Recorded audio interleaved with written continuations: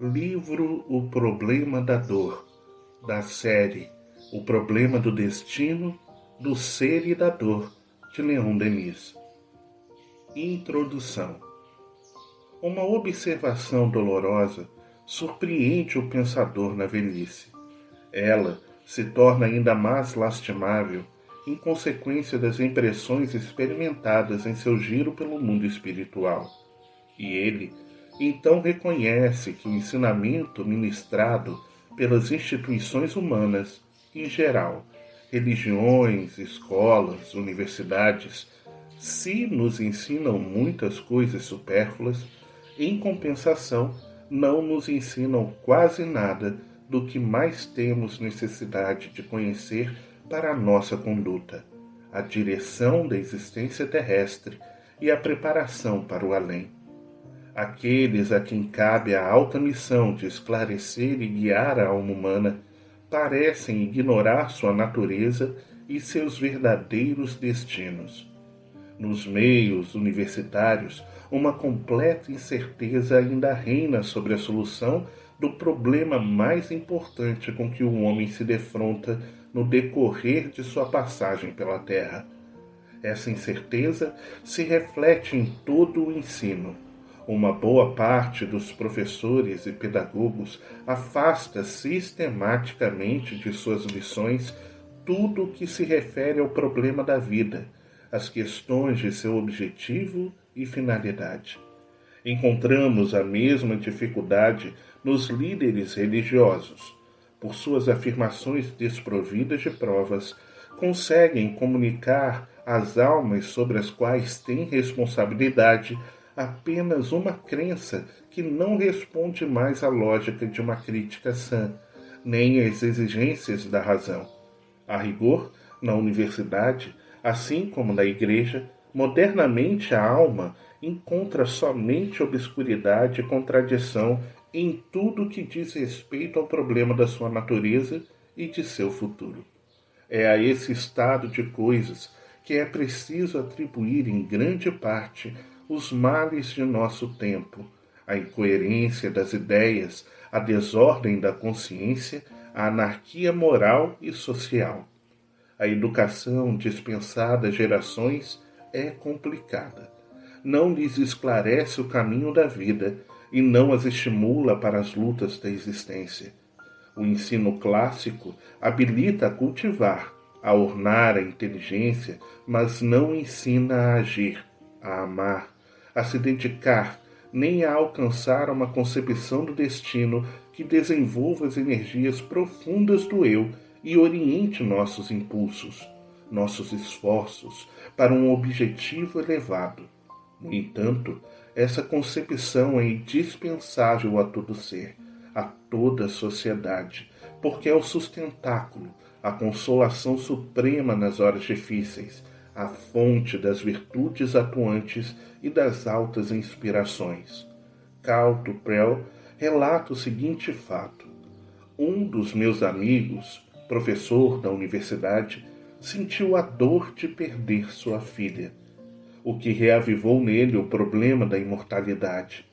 Ele se dirigiu aos seus colegas, professores de filosofia, esperando encontrar consolação em suas respostas.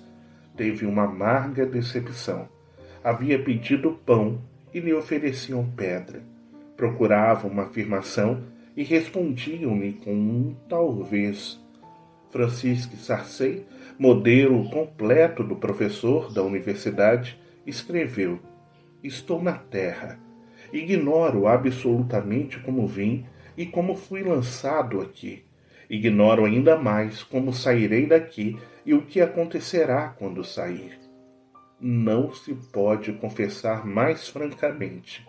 A filosofia da escola, após tantos séculos de estudo e trabalho, ainda é apenas uma doutrina sem luz, sem calor, sem vida. A alma de nossos filhos sacudida entre sistemas diversos e contraditórios. O positivismo de Augusto Comte, o naturalismo de Hegel, o materialismo de Stuart Mill, o ecletismo de Cousin, etc. Flutua incerta, sem ideal, sem um objetivo preciso. Daí o desânimo precoce e o pessimismo desanimador, doenças das sociedades decadentes, ameaças terríveis para o futuro, às quais se acrescenta o ceticismo amargo e zombeteiro de tantos jovens que acreditam apenas no dinheiro e honram apenas o sucesso. O ilustre professor Raul Piquet assinala esse estado de espírito na introdução de sua última obra sobre as ciências psíquicas. Ele fala do efeito desastroso produzido pelas teorias materialistas sobre a mentalidade de seus alunos e conclui assim: esses pobres jovens admitem que tudo o que se passa no mundo é efeito necessário e fatal de condições primárias em que a vontade não intervém. Consideram que sua própria existência é forçosamente joguete da fatalidade inevitável a qual estão ligados de pés e mãos atados. Esses jovens param de lutar logo que encontram as primeiras dificuldades. Não acreditam mais em si mesmos. Tornam-se túmulos vivos, onde guardam confusamente suas esperanças, seus esforços, seus desejos, fossa comum de tudo que lhes faz bater o coração até o dia do envenenamento. Tenho visto esses cadáveres diante de suas carteiras e no laboratório, e tem-me causado pena. Tudo isso não é somente aplicável a uma parte de nossa juventude, mas também a muitos homens de nosso tempo e de nossa geração, nos quais podemos constatar um sintoma de cansaço moral e de abatimento. F. Myers também o reconhece. Há como que uma inquietude, um descontentamento, uma falta de confiança no verdadeiro valor da vida. O pessimismo é a doença moral de nosso tempo. As teorias de Alain Reno, as doutrinas de Nietzsche, de Schopenhauer, Haeckel, dentre outros, muitos contribuíram para desenvolver esse estado de coisas. Sua influência se espalha por toda parte. Deve-se atribuir a eles, em grande parte, esse lento trabalho, obra obscura de ceticismo e desencorajamento, que se desenvolve na alma contemporânea. É tempo de reagir com vigor contra essas doutrinas funestas e de procurar, fora da órbita oficial e das velhas crenças, novos métodos de ensino que respondam às imperiosas necessidades do momento presente. É preciso preparar os espíritos para as necessidades, os combates da vida atual e das vidas futuras. É preciso, sobretudo, ensinar o ser humano a se conhecer, a desenvolver, em vista de seus objetivos, as forças latentes que nele dormem. Até aqui, o pensamento esteve limitado a círculos estreitos, religiões, escolas ou sistemas que se digladiam e se combatem reciprocamente. Daí essa divisão profunda das ideias, essas correntes violentas e contrárias que perturbam e transtornam o meio social. Aprendamos a sair desses círculos rígidos e a dar livre expansão ao pensamento. Cada sistema contém uma parte de verdade. Nenhum contém a realidade por completo. O universo e a vida possuem aspectos bastante variados, bastante numerosos, para que algum sistema possa abarcar a todos. Dentre essas concepções absurdas, é preciso recolher os fragmentos de verdade que elas contêm, aproximá-los e colocá-los de acordo, depois unindo-os aos novos e múltiplos aspectos da verdade que descobrimos a cada dia. Caminharmos rumo à unidade majestosa é a harmonia do pensamento.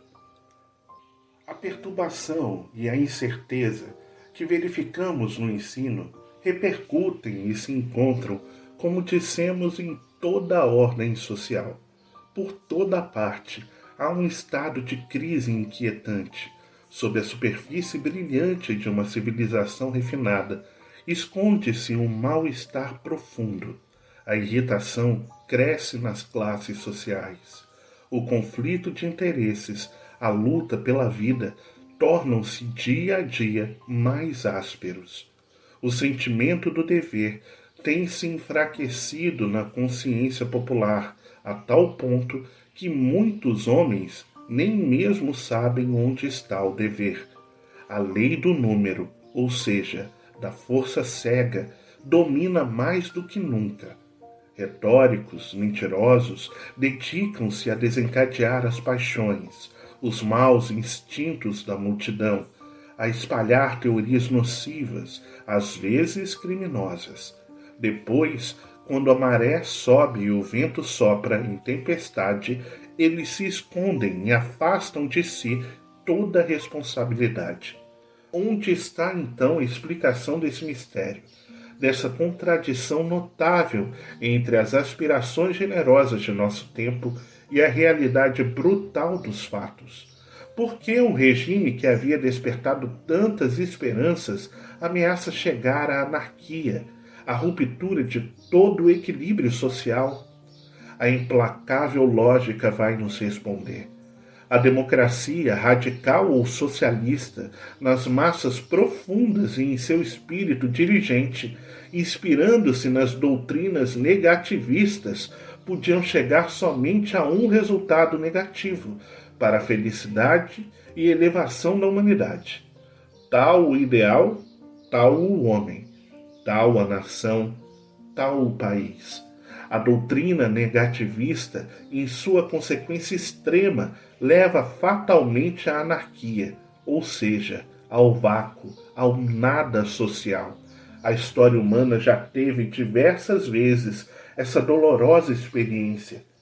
Enquanto se tratou de destruir os restos do passado, de dar o último golpe nos privilégios que restavam, a democracia serviu-se habilmente de seus meios de ação. Porém, hoje, o que importa é construir a cidade do futuro, o vasto edifício que deve abrigar o pensamento das gerações. E diante dessas tarefas, as doutrinas mostram sua insuficiência e revelam sua fragilidade. Vemos os melhores operários se debaterem em uma espécie de impotência material e moral. Nenhuma obra humana pode ser grande e durável se não se inspirar na teoria e na prática, em seus princípios e em suas aplicações, nas leis eternas do universo. Tudo o que é concebido e edificado fora das leis superiores se constrói na areia e afunda. Acontece que as doutrinas do socialismo atual têm um erro essencial. Elas querem impor uma regra em contradição com a natureza da verdadeira lei da humanidade, um nível igualitário. A evolução gradual e progressiva é a lei fundamental da natureza e da vida. É a razão de ser do homem, a norma do universo. Posicionar-se contra ela, substituir-lhe por outro fim, seria tão insensato quanto querer parar o movimento da Terra ou o fluxo e refluxo das marés. O lado mais fraco da doutrina socialista é a ignorância absoluta do homem, de seu princípio essencial, das leis que dirigem o seu destino. E quando se ignora o homem individual, como se poderia governar o homem social? A origem de todos os nossos males está em nossa falta de saber e em nossa inferioridade moral. Toda a sociedade permanecerá fraca e dividida enquanto a desconfiança, a dúvida, o egoísmo, a inveja e o ódio a dominarem. Não se transforma uma sociedade por meio das leis.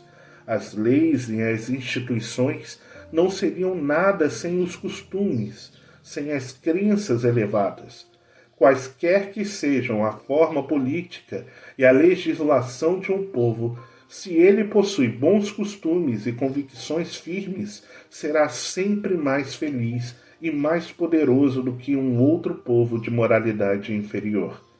Para melhorar a forma de uma sociedade, sendo ela o resultado das forças individuais, boas ou más, é preciso agir inicialmente sobre a inteligência e a consciência dos indivíduos.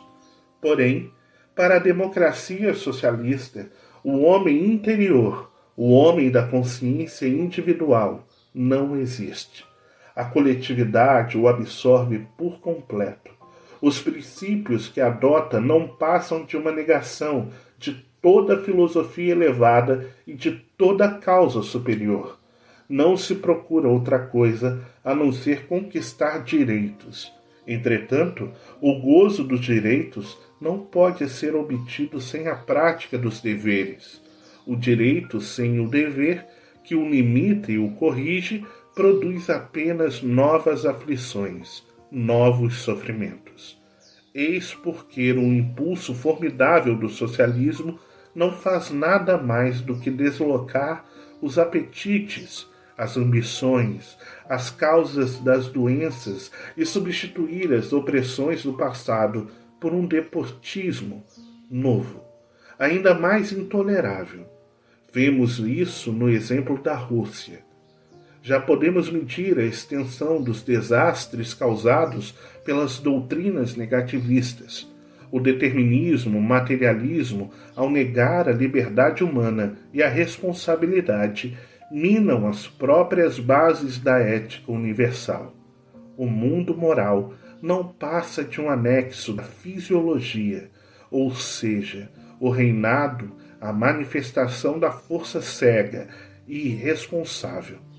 Os espíritos de elite professam o niilismo metafísico e a massa humana, o povo, sem crenças, sem princípios determinados com exatidão, fica entregue a homens que exploram suas paixões e especulam com suas ambições. O positivismo, apesar de ser menos absoluto, não é menos prejudicial em suas consequências. Por sua teoria do desconhecido, suprime as noções de objetivo e de larga evolução. Ele pega o homem na fase atual de sua vida, simples fragmento de seu destino, e o impede de ver para diante e para trás de si. Método estéril e perigoso, feito, parece, para cegos de espírito, e que se tem proclamado muito facilmente como a mais bela conquista do espírito moderno. Esse é o estado atual da sociedade. O perigo é imenso, e se alguma grande renovação espiritualista e científica não se produzisse, o mundo acabaria na incoerência e na confusão. Nossos homens de governo já sentem o que lhes custa viver numa sociedade em que as bases essenciais da moral estão abaladas, em que as leis são brandas, frágeis ou superficiais, em que tudo se confunde, até mesmo a noção elementar do bem e do mal. É verdade que as igrejas, apesar de suas fórmulas antiquadas e de seu espírito contrário ao progresso, ainda agrupam ao redor de si muitas almas sensíveis. Porém, tornam-se incapazes de afastar o perigo pela impossibilidade em que se colocaram de fornecer uma definição precisa do destino humano e do além, apoiada em fatos comprovados. A humanidade, cansada de dogmas e de especulações sem provas, mergulhou no materialismo ou na indiferença. Não há salvação para o pensamento, senão por uma doutrina baseada na experiência e no testemunho dos fatos. De onde virá essa doutrina? Que poder nos livrará do abismo em que nos arrastamos? Que ideal novo virá dar ao homem a confiança no futuro e o fervor pelo bem? Nas horas trágicas da história, quando todos pareciam desesperados, o socorro nunca faltou. A alma humana não pode afundar inteiramente e morrer. No momento em que as crenças do passado se esgotam, uma concepção nova da vida e do destino, baseada na ciência dos fatos, reaparece. A grande tradição revive sob formas engrandecidas, mais jovens e mais belas. Ela mostra a todos um futuro cheio de esperança e de promessas. Saudemos o novo reino da ideia, vitoriosa da matéria, e trabalhemos para preparar seu caminho. A tarefa a cumprir é grande e a educação do homem deve ser totalmente refeita. Essa educação, como vimos, nem a universidade nem a igreja estão em condições de fortalecer, uma vez que não possuem mais as sínteses necessárias para esclarecer a marcha das novas gerações. Apenas uma doutrina pode oferecer essa síntese, a do Espírito. Ela já sobe no horizonte do mundo intelectual e parece iluminar o futuro. A essa filosofia, a essa ciência livre, independente, desprovida de toda pressão oficial, de todo compromisso político, as descobertas contemporâneas trazem a cada dia novas e preciosas contribuições. Os fenômenos do magnetismo, da radioatividade, da telepatia são aplicações de um mesmo princípio, manifestações de uma mesma lei que rege, ao mesmo tempo, o ser e o universo. Mas alguns anos de trabalho paciente, de experimentação conscienciosa, de pesquisas contínuas, e a nova educação terá encontrado sua fórmula científica, sua base essencial. Esse acontecimento será o maior fato da história, desde o aparecimento do cristianismo. A educação, sabemos, é o fator mais poderoso do progresso. Ela contém a origem do futuro, mas, para ser completa, deve-se inspirar no estudo da vida, sob suas duas formas alternantes, visível e invisível, em sua plenitude, em sua evolução crescente em direção aos cismos da natureza e do pensamento.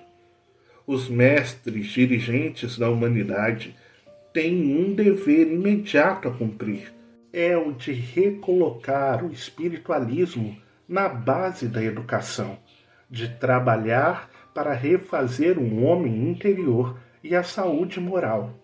É preciso despertar a alma humana, adormecida por uma teoria destrutiva, mostrar-lhe seus poderes ocultos, fazê-la ter consciência de si mesma para realizar seu glorioso destino. A ciência moderna analisou o mundo exterior. Suas descobertas no universo objetivo são profundas. Isso será sua honra e sua glória.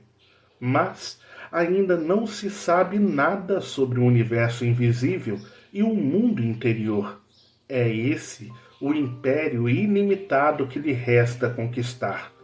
Saber por quais laços o homem se liga ao conjunto, descer as sinuosidades misteriosas do ser, onde a sombra e a luz se misturam, como na caverna de Platão, percorrer seus labirintos, os redutos secretos, procurar conhecer o eu moral e o eu profundo, a consciência e a subconsciência.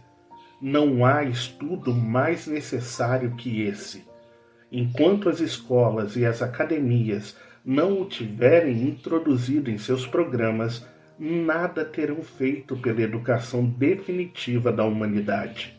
Porém, já vemos surgir e constituir-se uma psicologia totalmente maravilhosa e imprevista, da qual vão derivar uma nova concepção do ser e a noção de uma lei superior, que engloba e resolve todos os problemas da evolução e do futuro. Um tempo se acaba. Novos tempos se anunciam. A hora em que estamos é de crise, de parto doloroso. As formas esgotadas do passado empalidecem e se desfazem para dar lugar a outras, de início vagas e confusas, mas que se definem cada vez mais. Nelas se esboça o pensamento crescente na humanidade. O espírito humano está em trabalho por toda parte, sob a aparente decomposição das ideias e dos princípios, em tudo, na ciência, na arte, na filosofia e até mesmo no seio das religiões. O observador atento pode constatar que uma lenta e trabalhosa gestação se faz. A ciência, especialmente, lança em abundância sementes de ricas promessas. O século que começa será o de poderosas descobertas. As formas e as concepções do passado, dizíamos, não são suficientes.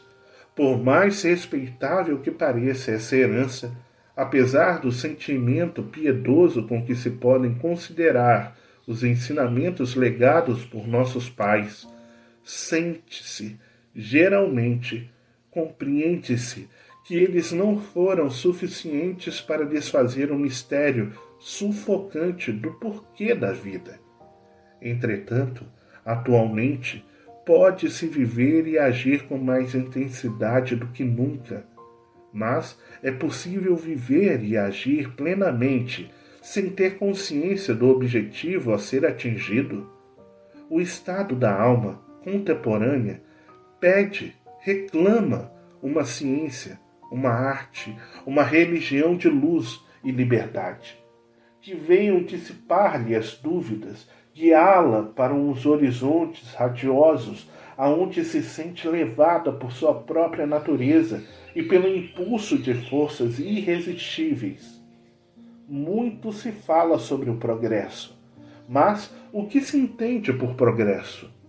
É uma palavra vazia e sonora.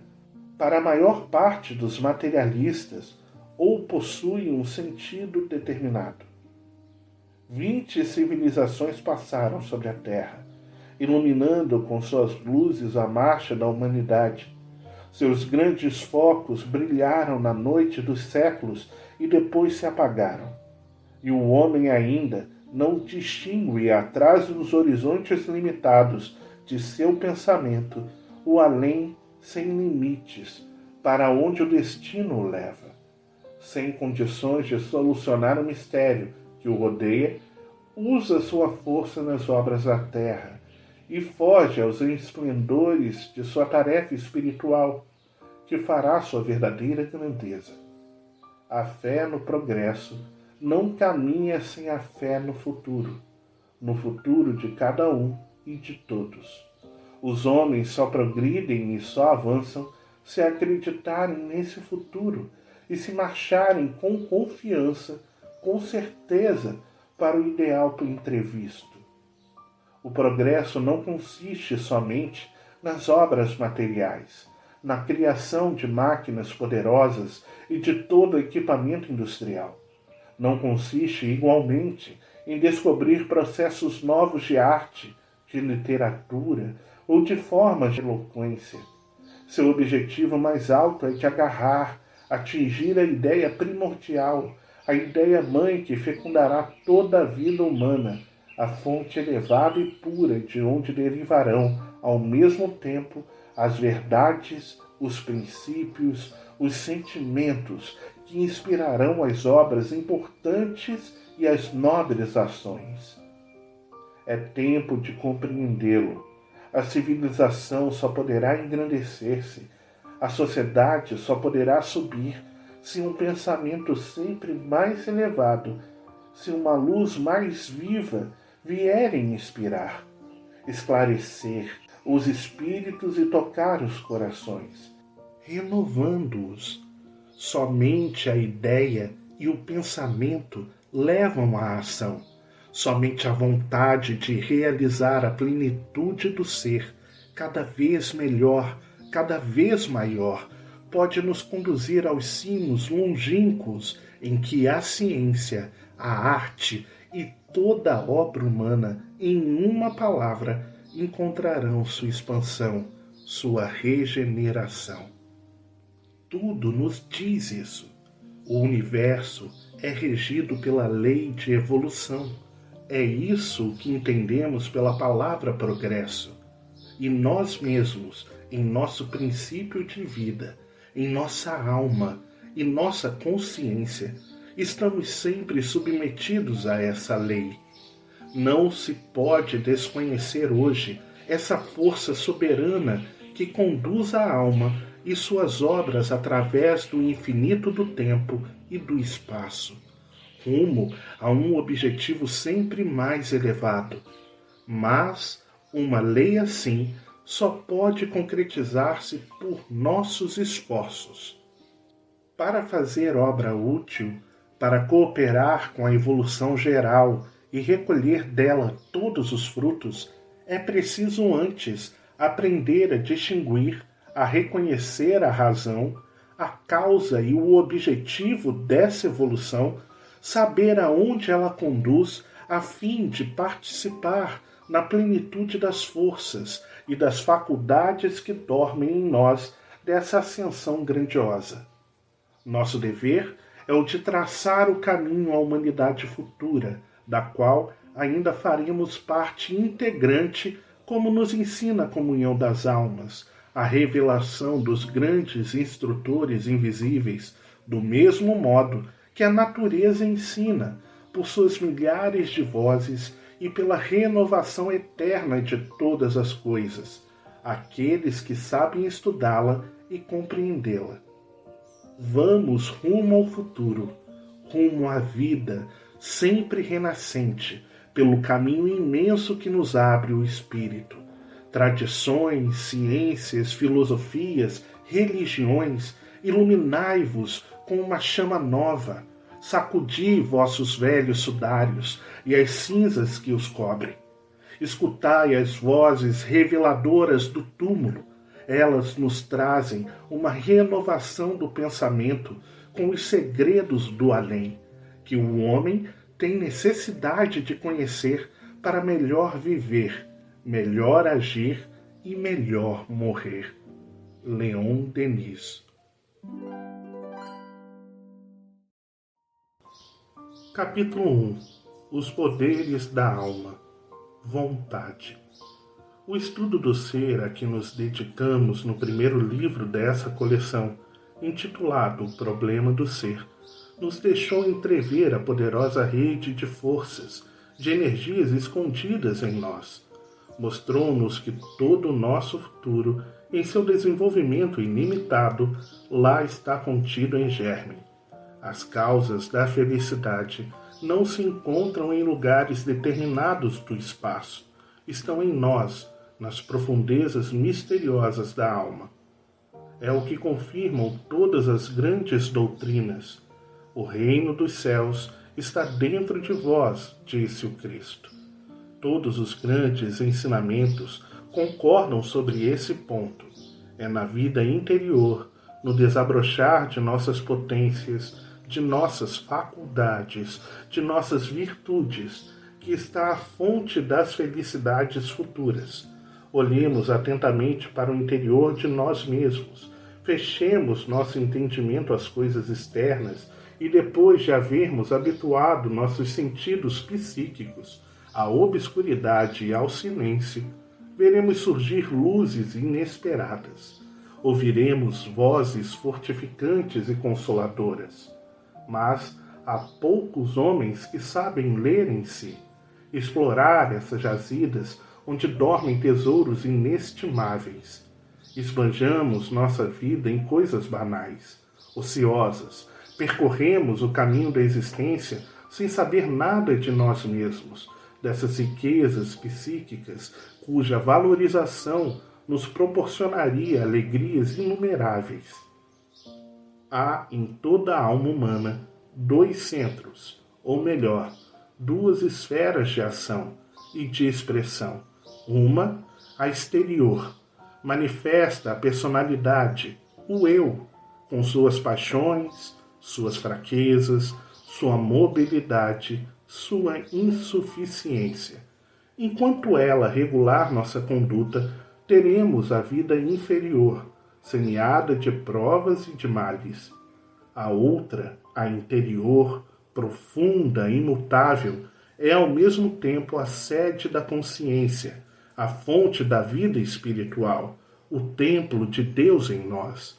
Somente quando esse centro de ação domina o outro, quando seus impulsos nos dirigem, é que se revelam nossos poderes ocultos e que o espírito se afirma em seu brilho e sua beleza. É por ele que estamos em comunhão com esse Pai que reside em nós, segundo a palavra do Cristo, esse Pai que é o foco de todo amor, o princípio de todas as grandes ações. Por perpetuamo-nos nos mundos materiais, onde tudo é inferioridade, incerteza e dor. Pelo outro, ascendemos aos mundos celestes, onde tudo é paz, serenidade e grandeza. É somente pela manifestação crescente do Espírito Divino em nós que chegamos a vencer o eu egoísta e a nos associar plenamente à dobra universal e eterna, a criar uma vida feliz e perfeita. Como poremos em movimento esses poderes interiores e os orientaremos para um ideal elevado? Pela vontade, o uso persistente, tenaz dessa faculdade soberana nos permitirá modificar nossa natureza, vencer todos os obstáculos, dominar a matéria, a doença e a morte. É pela vontade que dirigimos nossos pensamentos para um objetivo preciso. Na maioria dos homens, os pensamentos flutuam sem parar. Sua mobilidade constante, sua variedade infinita, oferecem pequeno acesso às influências superiores. É preciso saber se concentrar, colocar seu eu em sintonia com o pensamento divino. Então, se produz a fecundação da alma humana pelo Espírito Divino que a envolve e penetra, a torna apta a realizar nobres tarefas, prepara para a vida no além, cujos esplendores entrevê enfraquecidamente desde este mundo. Os espíritos elevados veem e ouvem entre si os pensamentos que são harmonias penetrantes, enquanto os nossos são, na maioria das vezes, apenas vontade das discordâncias e confusão.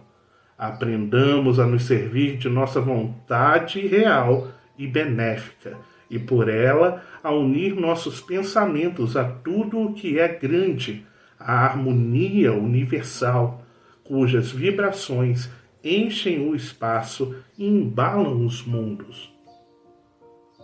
A vontade é o maior de todos os poderes. Em sua ação, ela é comparável a um imã. A vontade de viver, de desenvolver em si a vida, atrai para nós novos recursos vitais. Está aí o segredo da lei de evolução. A vontade pode agir com intensidade sobre o corpo fluídico, ativar suas vibrações e, dessa forma, apropriá-lo a um modo sempre mais elevado de sensações, prepará-lo para um estágio mais alto de existência. O princípio de evolução não está na matéria, está na vontade, cuja ação se estende tanto à ordem invisível das coisas quanto à ordem visível e material.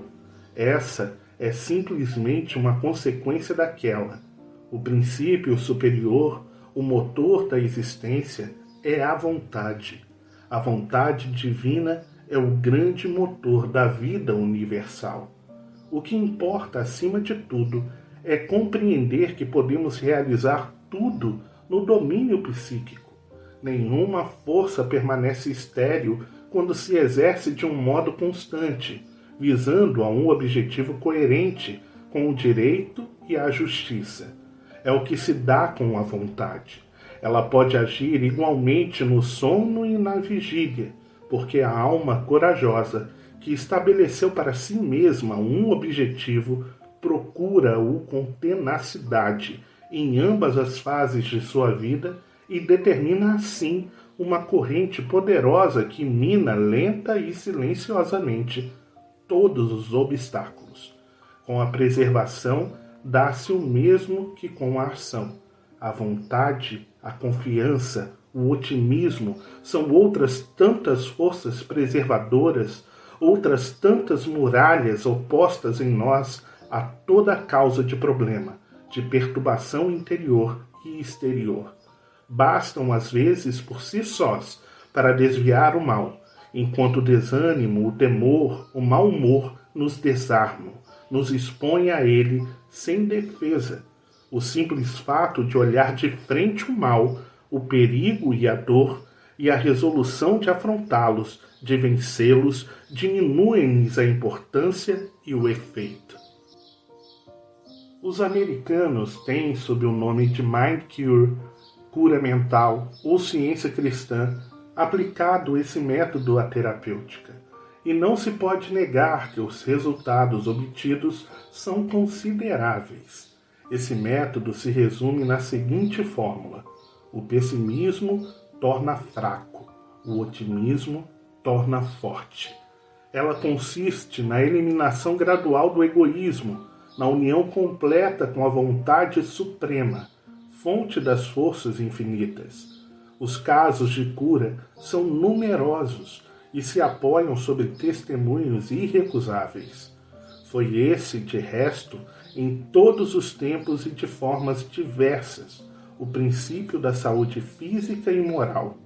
Na ordem física, por exemplo, não se destroem os infusórios, os infinitamente pequenos que vivem e se multiplicam em nós, mas ganham-se forças para lhes resistir.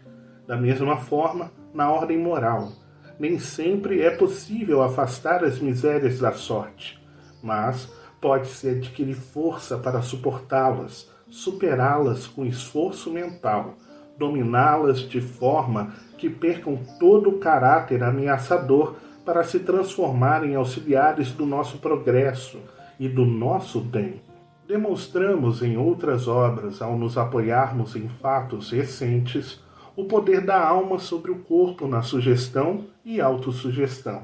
Lembraremos apenas alguns outros exemplos ainda mais concludentes. Louise Latour, a estigmatizada de Bois de Rennes, cujo caso foi estudado por uma comissão da Academia de Medicina da Bélgica, ao meditar sobre a paixão de Cristo, fazia-se sangrar à vontade nos pés, nas mãos e do lado esquerdo. A hemorragia durava algumas horas. Pierre Janet observou casos semelhantes em Salpêtrière, em Paris. Uma estática apresentava estigmas nos pés quando estavam presos a um aparelho. Louise Vivet, em suas crises, dava a si mesmo a ordem de sangrar em horas determinadas e o fenômeno se produzia com exatidão. Fatos idênticos se encontram em alguns sonhos, assim como nos sinais ditos genéticos ou marcas de nascimento. Em todos os domínios da observação, encontramos a prova de que a vontade impressiona a matéria e pode submetê-la à sua vontade. Essa lei se manifesta com mais intensidade ainda no campo da vida invisível. É em virtude das mesmas regras que os espíritos criam as formas e os atributos que nos permitem reconhecê-los nas sessões de materialização. Pela vontade criadora dos grandes espíritos e, acima de tudo, do Espírito Divino, toda uma vida maravilhosa se desenvolve e se estende de grau em grau ao infinito, nas profundezas dos cosmos, vida incomparavelmente superior a todas as maravilhas criadas pela arte humana e tanto mais perfeita quanto mais se aproxima de Deus. Se o homem conhecesse a extensão dos recursos que há nele, talvez ficasse deslumbrado com isso. Em vez de se acreditar fraco e de temer o futuro, compreenderia a sua força, sentiria que ele próprio pode criar esse futuro. Cada alma é um foco de vibrações que a vontade impulsiona. Uma sociedade é um agrupamento de vontades que, quando estão unidas, dirigidas para um mesmo objetivo, constituem um centro de forças irresistíveis. A humanidade é um foco ainda mais poderoso que vibra através da imensidade. Pela educação e exercício da vontade, certos povos chegam a resultados que parecem prodigiosos. A energia mental, o vigor de espírito dos japoneses, seus desprezos pela dor e sua impassibilidade diante da morte causaram espanto aos ocidentais e se afiguram como uma espécie de revelação. Os japoneses se habituam desde a infância a dominar suas impressões, a nada deixar perceber dos desgostos, das decepções, dos sofrimentos por que passam, a permanecer impenetráveis, a nunca se lastimar, a nunca se encolerizar, a sempre receber bem os reveses. Uma educação assim retempera os ânimos e assegura o sucesso em todas as coisas. Na grande tragédia da existência e da história, o heroísmo representa o papel principal e é a vontade que faz os heróis. Esse estado de espírito não é privilégio dos japoneses. Os hindus, por meio do que chamam de Hatha Yoga, ou exercício da vontade, chegam também a suprimir em si o sentimento da dor física. Pode-se julgar por aí como a educação mental e o objetivo dos orientais são diferentes dos nossos. Tudo para eles tende a desenvolver um homem interior, sua vontade, sua consciência, em vista dos vastos ciclos de evolução que lhes são abertos, enquanto o ocidental adota de preferência como objetivo os bens imediatos, limitados pelo círculo da vida presente. Os objetivos a atingir nos dois casos são divergentes. E essa divergência resulta de um conceito essencialmente diferente do papel do ser no universo. Por muito tempo, os orientais consideraram com espanto, misturado à piedade, nossa agitação febril, nossa admiração pelas coisas contingentes e sem futuro, nossa ignorância das coisas estáveis, profundas e indescritíveis, que constituem a verdadeira força do homem. Daí o contraste notável que oferecem as civilizações do Ocidente e do Oriente. A superioridade pertence evidentemente àquela que abraça os horizontes mais vastos e se inspira nas verdadeiras leis da alma e de seu futuro. Ela pode ter parecido atrasada aos observadores superficiais, enquanto as duas civilizações evoluíram paralelamente, sem se chocarem muito. Mas, depois que as necessidades da existência e a pressão crescente dos povos do Ocidente forçaram os asiáticos a entrar na corrente do progresso moderno, e é o caso dos japoneses, pode-se ver que as qualidades elevadas dessa raça, ao se manifestarem no domínio material, puderam igualmente lhe assegurar a supremacia. Se esse estado de coisas se acentua como é de prever, se o Japão conseguir arrastar consigo todo o Extremo Oriente, é possível que a dominação do mundo mude de eixo e passe de uma raça para outra, sobretudo se o Ocidente persistir em não se interessar pelo que constitui o mais alto objetivo da vida humana, e a se contentar com um ideal inferior e quase bárbaro. Mesmo ao limitar o campo de nossas observações aos povos de raça branca, devemos constatar também que as nações de vontade mais firme, mais tenaz, vão pouco a pouco tomando predomínio sobre as outras.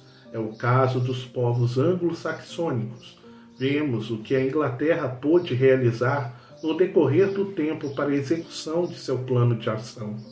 A própria Alemanha, com seu espírito de método, soube manter sua união, apesar dos reveses.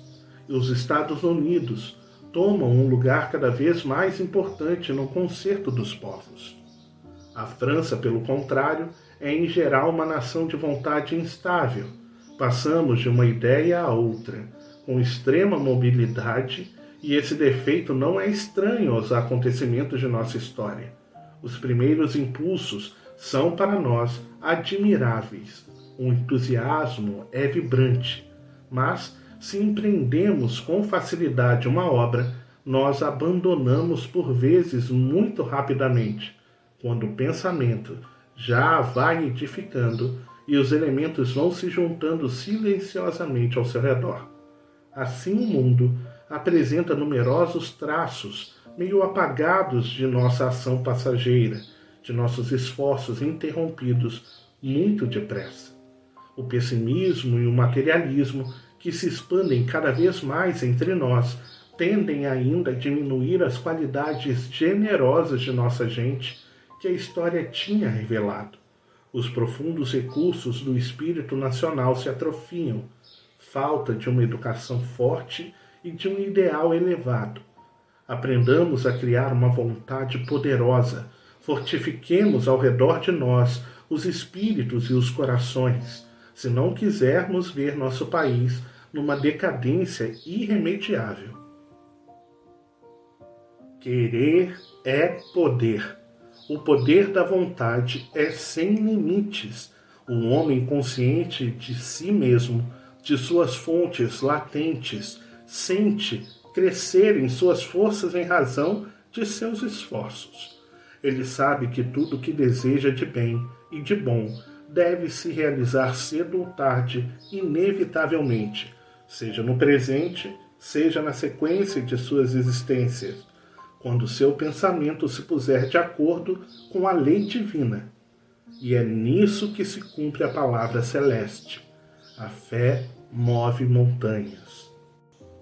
Não é consolador e belo poder dizer: sou inteligência e vontade livres. A mim mesmo me fiz. Inconscientemente, através das idades, edifiquei lentamente minha individualidade e minha liberdade. E agora conheço a grandeza e a força que estão em mim. Eu me apoiarei sobre elas. Não as deixarei ocultar uma única dúvida, mesmo por um instante, e com elas, com a ajuda de Deus e de meus irmãos, os espíritos, elevar-me-ei acima de todas as dificuldades. Vencerei o mal em mim. Libertar-me-ei de tudo que me encadeia as correntes grosseiras para tomar meu vôo para os mundos felizes.